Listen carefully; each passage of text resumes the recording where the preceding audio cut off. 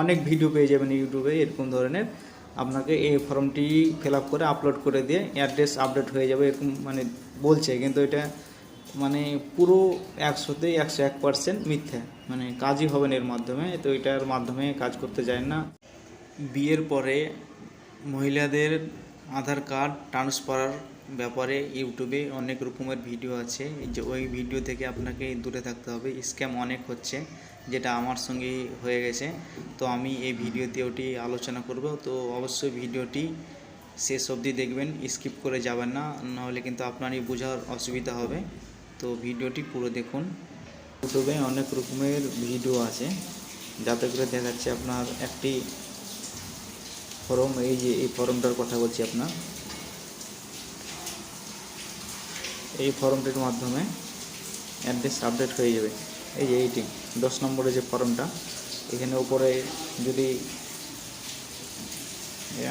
আপনার স্ত্রী তার স্বামীর অ্যাড্রেসে আসতে চায়, তো উপরে ওর স্বামীর নাম, তারপরে স্বামীর যে অ্যাড্রেস আছে উপরের বক্সে, তারপর নিচের দুটো বক্সে অ্যাড্রেস ভরে দেবে। তারপর এখানে স্বামীর আধার নাম্বার, তারপর এখানে হচ্ছে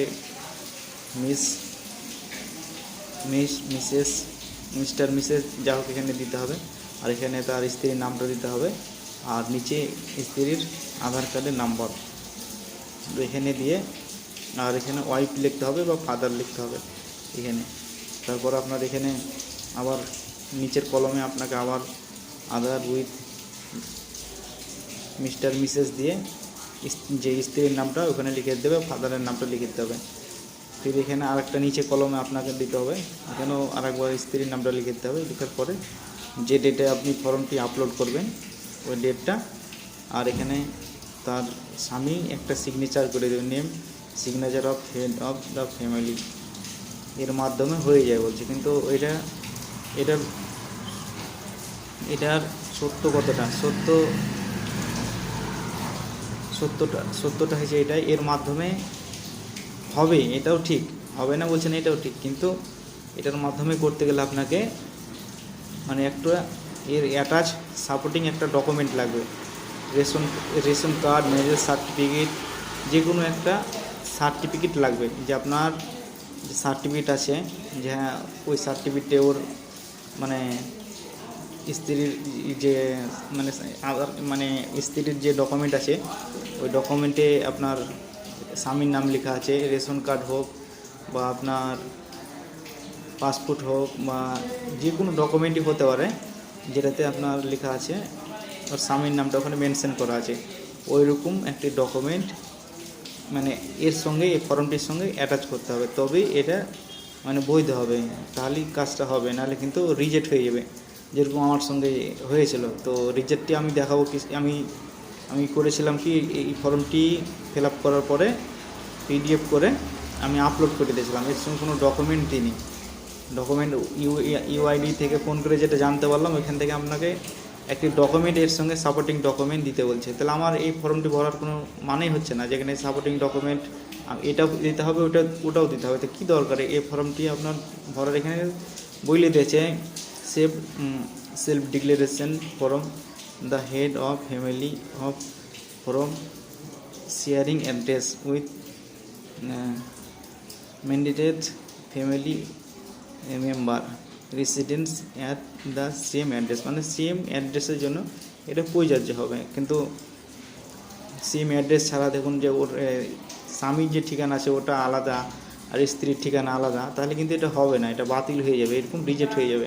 তো এটার ভরার কোনো মানেই হচ্ছে না, এটা ভুল করে না ভরাই ভালো হবে।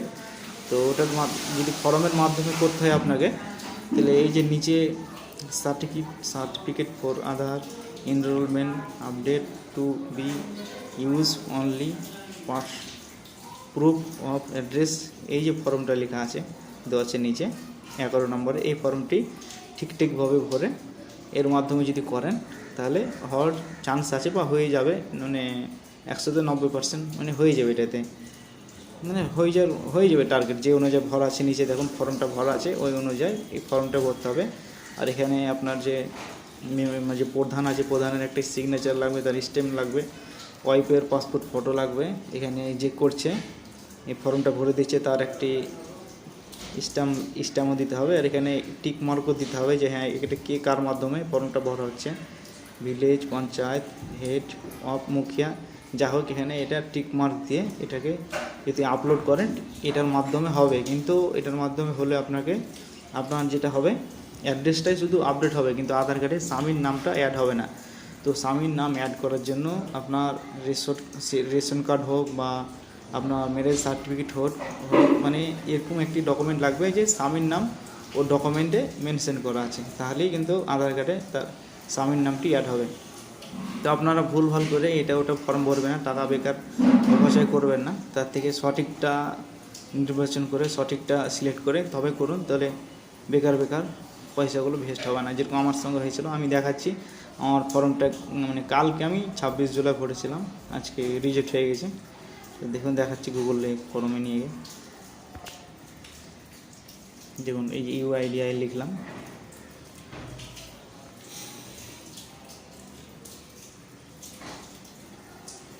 ইংলিশ সিলেক্ট করলাম, দেখুন এখানে স্ক্রল করছি, স্ক্রল করার পরে চেক আধার আপডেট স্ট্যাটাস এখানটায় ক্লিক করে যে আপনার SRL নাম্বারটা আছে, SRL নাম্বারটা আমি দিয়ে দিলাম,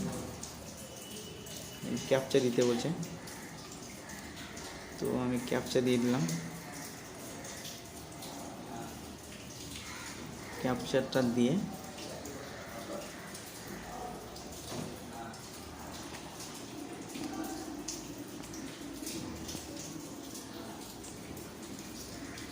দেখুন কি দেখাচ্ছে, দেখুন আমি কালকে কী করেছিলাম স্ট্যাটাস দেখাচ্ছে, দেখুন your Aadhaar update request has been rejected due to invalid head